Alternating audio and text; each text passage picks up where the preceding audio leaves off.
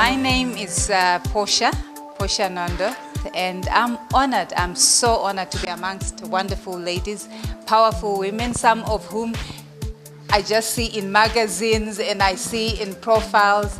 So it's so nice to meet you in person. Start off by saying it would be very nice to hear your stories as well. I got involved with the Dinner Ladies Schools program to promote science, technology, engineering and mathematics about 8 years ago.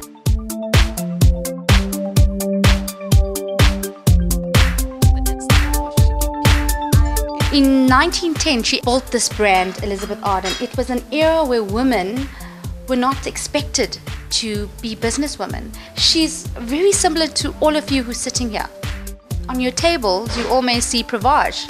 You know, Elizabeth Arden was the first brand to associate themselves with a cosmeceutical, and this is where the brand Pravage came from. It actually has one of the most powerful antioxidants in there. It's called idibinone. 80% of aging is due to all these environmental factors, and the only way we can counteract that is by antioxidants. And it's what we eat, and it's also what we put on our skin.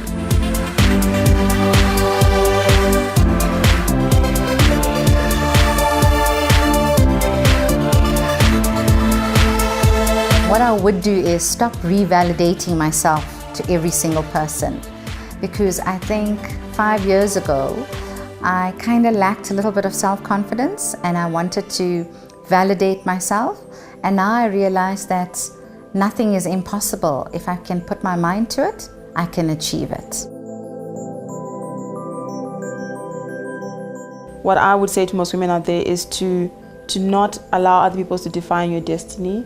Define your destiny yourself and chase your dreams. I think you need to be very clear about what that next level is, because if you are driven by external factors that are not clearly aligned to who you are, you'll be pursuing a career and you will not be fulfilled.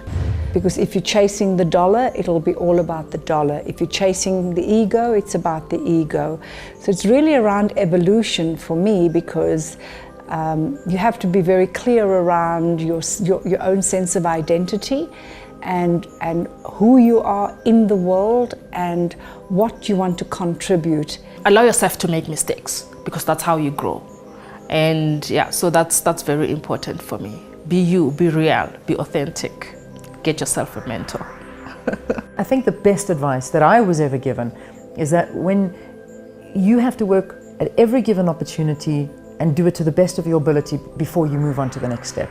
Don't move until you in your heart know you're ready. One thing, never settle for mediocrity. Excellence should be the standard. Reaching excellence is actually working hard, going out there and grabbing what's available and making sure that you do not settle for mediocrity. Interacting with your families and the communities you come from it reminds you. It reminds you about where you come from and the needs and what communities have done for you. For my husband especially, he keeps on saying, he was grown by a community, not just by his parents, and that in itself you sort of have a sense of responsibility. I find that there's always quite a lot out there that still needs me to give input to, that still needs me to give advice towards. So that's what keeps me grounded, and that keeps me going and knowing that it's never enough. I look after my skin, I look after the way I dress, I make sure I make time to choose the right things to present myself appropriately and professionally in whatever circumstance I am. A woman must be groomed. During the day, very minimalistic is very important. I think it's more important that you have a very good skin, so you look after your skin, and that should radiate through. Makeup should be an accessory. So, red lips, pink lips, like I said, it's very similar to how you dress.